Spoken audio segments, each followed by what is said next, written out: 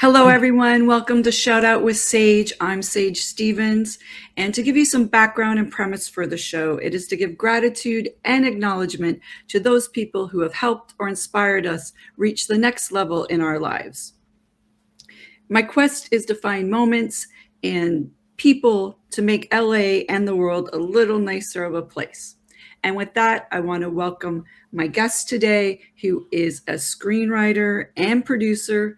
He has done The Boondocks, My Wife and Kids, Everybody Hates Chris, Marvel's Runaways, and he is currently working on HBO's new series, Winning Time, The Rise of the Lakers Dynasty on HBO. It's a dramatic look at the glitz and glamour of the 1980s LA Lakers team based on Jeff Pearlman's best-selling nonfiction book, Showtime, Magic, Kareem, Riley, and the Los Angeles Lakers Dynasty of the 1980s. He is also creating and showrunning Things That Make White People Uncomfortable, so maybe I should leave my own show right now, based on Michael Bennett's book. And today we have a great screenwriter with us, Rodney Barnes. Hey, how are you? Hey, how are you? Thanks for joining us today. You're welcome. You're very welcome. Oh, wait, and I also forgot to mention that you received the key to your city recently. Yes, I did.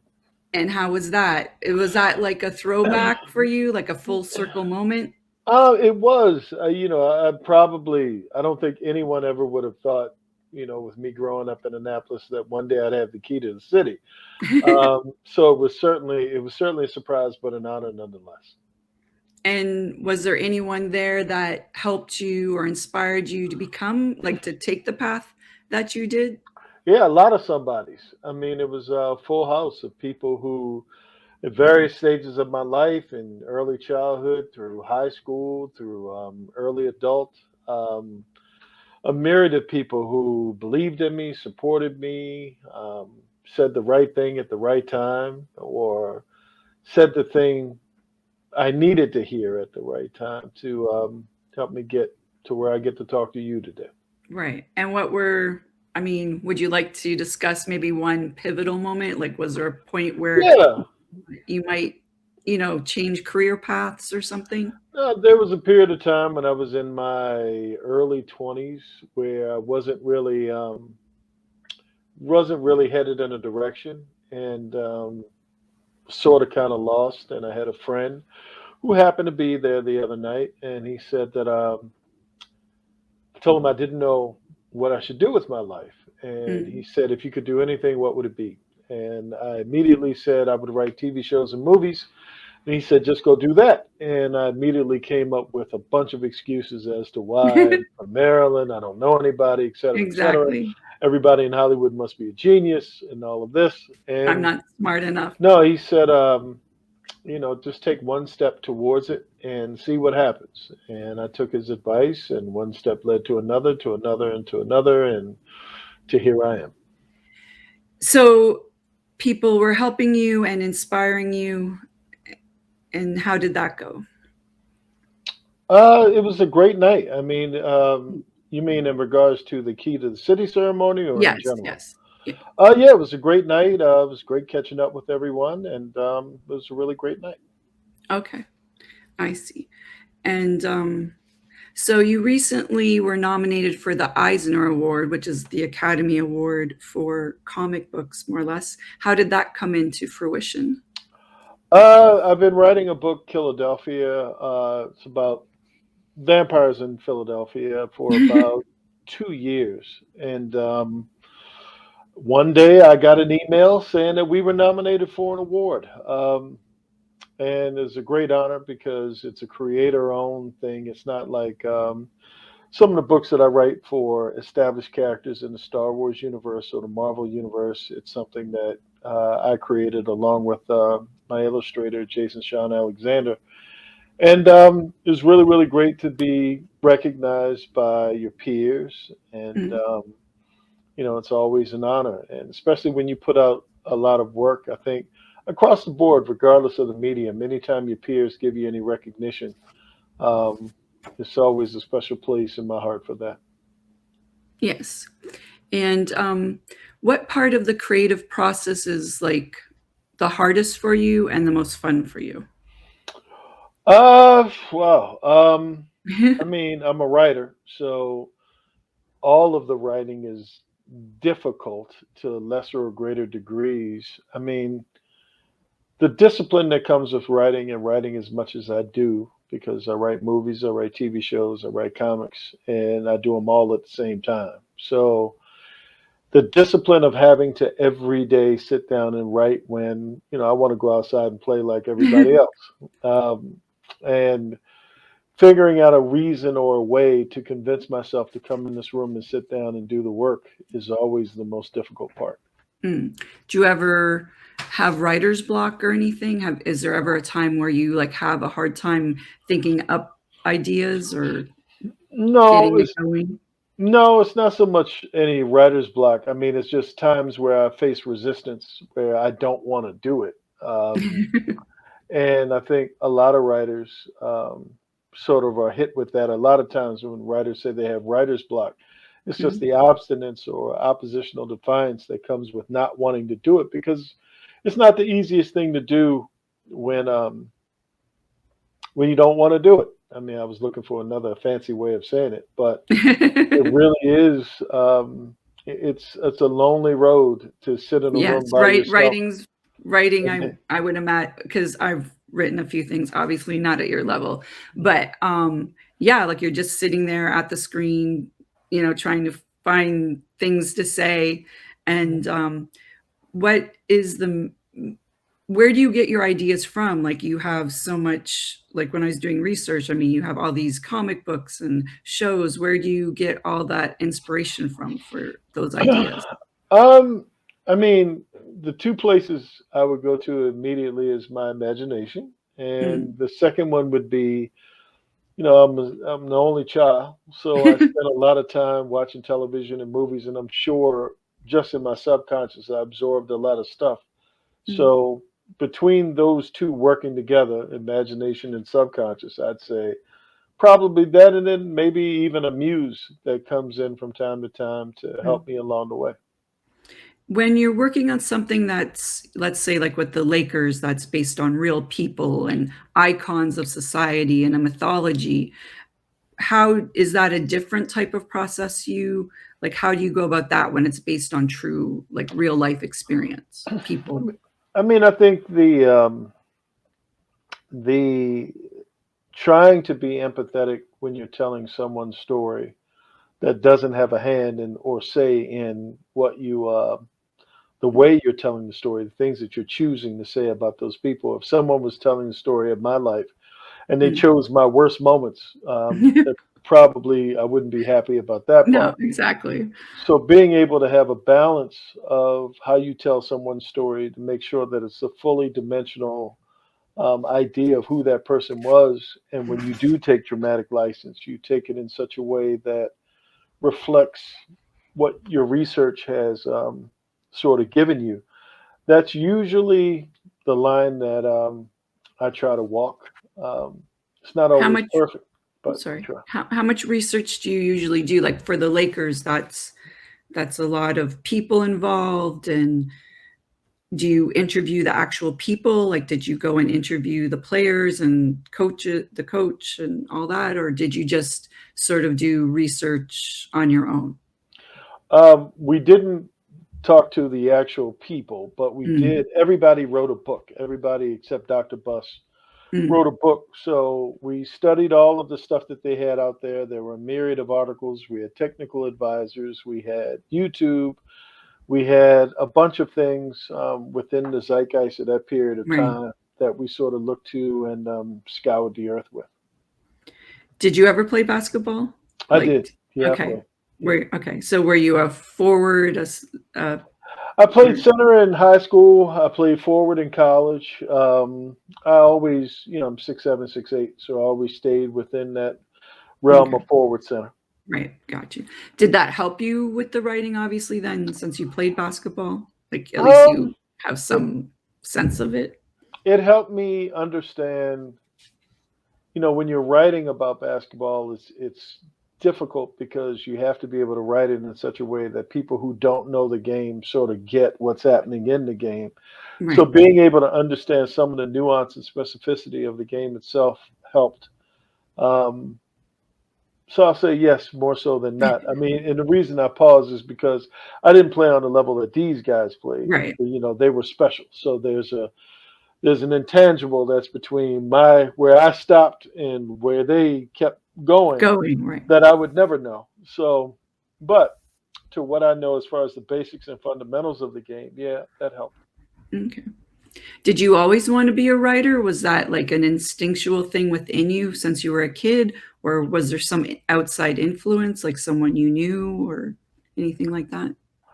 When I was in high school, I had a journalism teacher give me an assignment, and I did really well with it. It was a writing assignment, and he told me that if I ever worked as hard at writing as I did with as being the class clown, that maybe one day I could be a really good writer.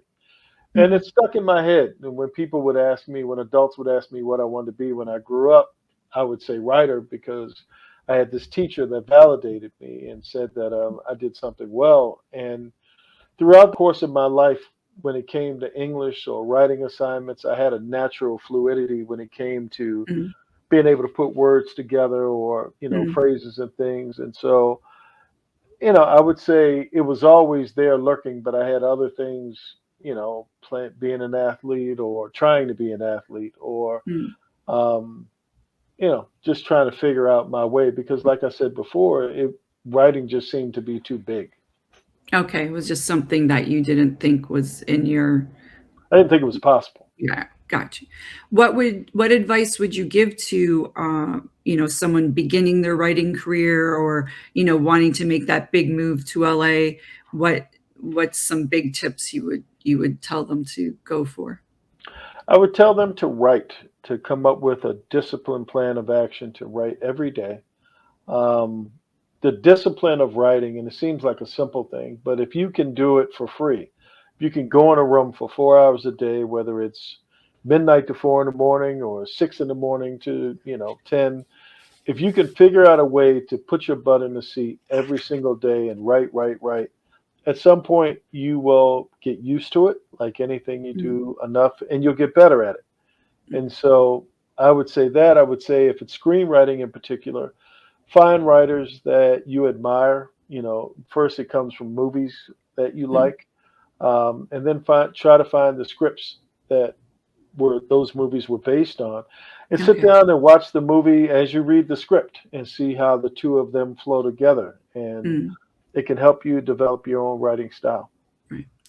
And since we are a music station predominantly, how does music influence your writing? Do you listen to anything when you're writing? Does music, like, do you think of music? I mean, I know that's sort of like a director's or, other people also will have their own vision, but does that influence your writing at all? Yeah, I mean, usually with mood and tone. If I'm Mm. writing horror, heavy metal, things that are more melancholy, things Right, that are sadder, like I'll listen to John Carpenter's soundtracks to Halloween and different movies and things. right. Um, if it's something that's a little bit more thoughtful, I listen to Sting. I'm a huge Police, the Sting Okay. fan. It's all according to how I feel. I try to pick things that sort of go with a mood or a tone um, that sort of suits what the assignment is. Okay.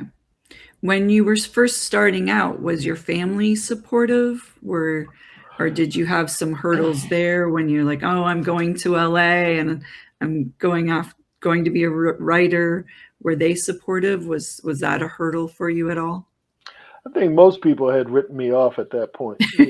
I think when you tell people that you're going to go to Hollywood and Right. do a thing, yeah, right, okay. Um, I will say that there were a lot of people who, well, some people, I won't say Right. a lot. There were some people who, when I got there and things were difficult and I wanted to come home, they Mm, encouraged me to stay and stick it out. And mm. that was very helpful. But coming out, I think everybody was like, oh, okay, yeah, sure. Good luck. Right, right. See you in a couple months when you Exactly. right. Actually, can you explain to those that are watching that might not know what a showrunner is? Like, what exactly is a showrunner? Yeah, a showrunner is a guy very, very much like the title, who runs the show, who decides um, the final. Um, Oftentimes picks the actors. Oftentimes decides what the actual story is, the end story is going to be. On some shows, you have a lot of people in a writer's room, and the showrunner is the final voice of saying what script goes in to be shot. Um, Showrunner kind of oversees everything, Mm, sort of the god of the show, right. with the executive producers sort of being demigods, or sort of being in position to have certain territory that they're under. But yeah, I'd say the head of the show. Okay. What was going back to the Lakers, what was the hardest obstacle in putting that project together? The sheer magnitude, I think, of the cast. I mean, we have some pretty high profile names on our roster, and trying to find the narrative real estate to make sure that all of them are serviced and all of them are getting story, some moments to shine. It's sort of like the game of basketball, making sure that the ball touches everybody's hand. Mm, That's always a difficult thing. yeah, it's a team sport and you have a lot of different people on the team.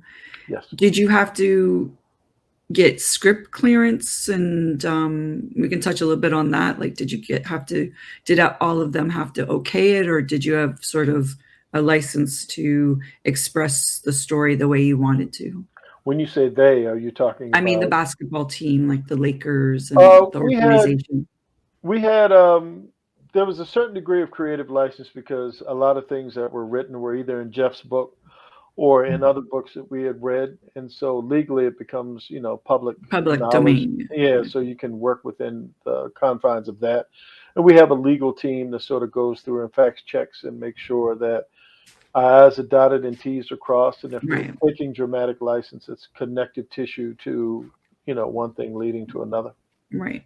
Um, with that, when I was doing the research, you were part of the Boondocks, and there was like censorship involved with some of the material. How do you feel about censorship in general as a writer? Do you think, especially right now in society, there's a lot of, cancel culture and like even comedians, are under scrutiny. Do you think that as a creative, like whether a writer or a comedian, there should be exemptions sort of, or a little more free reign? Well, I think there's a duality to everything. Very Mm, rarely is there one answer to, a whether or not complex a thing is, question, right? yeah, a complex question, whether or not it's right or wrong. It's Right, always up to the specific instance that you're talking about. right. I mean, I think in a perfect world, of course, you want to be able to say anything that you want to say, but I don't think that's realistic. I think Mm, that a lot of groups that have been marginalized over the course of time um, now have a voice when they didn't have a voice. And right. so, a lot of what we're calling cancel culture is really people who have been marginalized over time being able to speak up Express their and express. reality of the world, right? Exactly. So there's that. And then again, I come up in another time where a lot of comics, the Don Rickelses and Richard Pryors and Mm, Carlins, and they push the envelope creatively. But I think it has a lot to do with the period of time that we're in. mm. The only constant in life is change, and um, we have to make adjustments until life sort of settles into whatever groove it's going to be until it's into the next groove. So Right. there you go. Do you feel a responsibility at all as an African American to, pay it forward or to help um, other African Americans that you in writing or in the industry at all?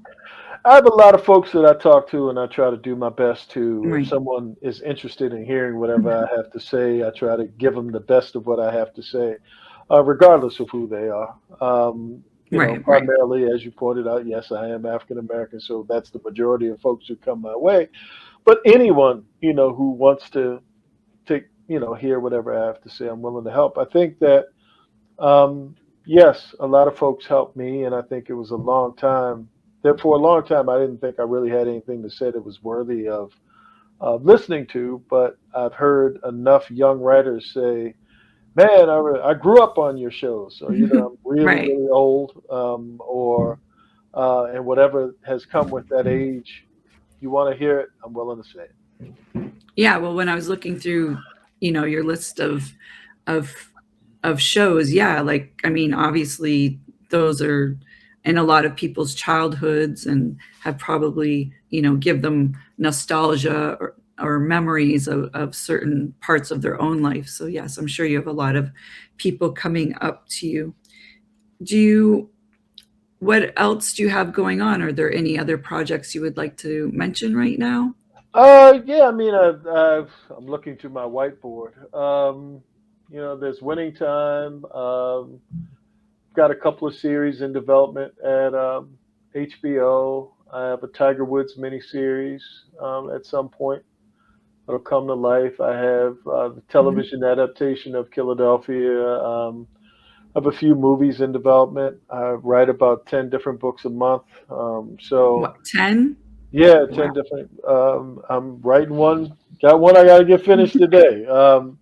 But yeah, it's always something happening, and which is a good thing. But again, sometimes it'd be nice to go outside and play. Right. How long, like, what's the shortest time frame for, let's say, a show from idea conception to actually being visible online or on screen? Like, what's the shortest and what's the longest one? Like how There, long of a process can that be? there's no real. It's a tough question to answer because there's so many variables that can come up to. It took us 4 years, I think, to develop Winning Time because of COVID, Okay. and whereas other things can live in development for a long time because the network isn't ready to air them, or you don't have the right actor or team or whatever, or there's so many different variables. I mean, I've been on shows that have been in development for damn near 10 years, and I've had shows that were sort of greenlit and were on in a couple of weeks. Um, Okay. it's different in every case. And what is success to you? What Um, Being able to continuously work is always sort of the foundation. That initial fear of one day never being able to work. But I think being able to do quality work that sort of moves the needle in how both me as a creative, how I'm able to express myself, but also how it lands with people. The mm, things that really touch people's hearts and mm, imaginations, and they really enjoy. And you hear that certainly makes you feel better as a creative and right. helps you stay up until 2 in the morning and doing this. Definitely. If you're helping people or telling stories that, move people, I'm sure that's a great feeling. Always. And with that, I want to thank you for joining us today. Oh, Is there oh. anyone you would like to give a shout out to before we go? Oh, man, I mean, there's so many people. I'll just say, to all the folks that have helped me along the way, and thank you for taking the time out to interview me, and Mm. hopefully we Thank, get to do it again. thanks so much for joining us. And sorry about the few technical issues we had, All but good. It's but all we good. made it through. So cool. All right. Well, thanks again, and have a great day. You're welcome. I'll talk to you soon. Okay, Bye thanks. bye.